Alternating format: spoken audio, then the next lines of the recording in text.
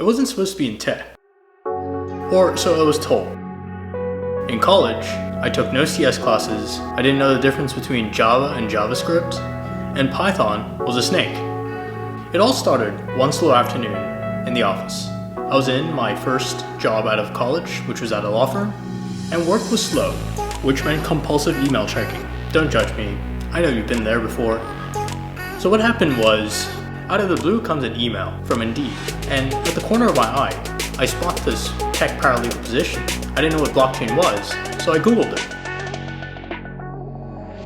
That night, I did a lot of research on blockchain. I watched countless YouTube videos on blockchain, Bitcoin, Ethereum, and the next day I applied to the job. 2 days later, I get an interview, and after 3 rounds, I get the job. 3 months later, I find myself in a loft in Brooklyn. Our office was a loft. The first 2 months were rough, but after 2 months, I began to get used to it.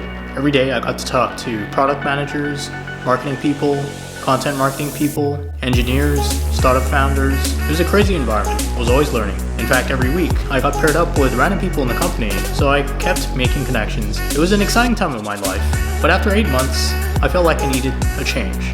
I was still doing legal work at the startup, and I felt like I wanted to do product work. Doing legal work simply wasn't satisfying anymore, which is why I decided to make another change. I resigned.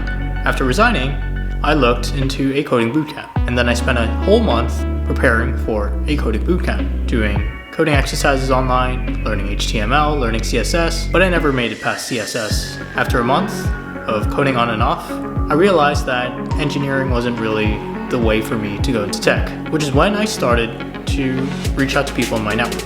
3 months before this, I had scheduled 3 coffee chats with people in tech. After a few weeks looking for a job, and getting 0 interviews. That's right, 0 interviews. Out of the blue, I spot a job that was posted by one of the people that I had met 3 months before. I text him and he gives me an interview. After 2 interviews, they give me the job. And that was how I ended up in a fintech startup. And that is where I am now.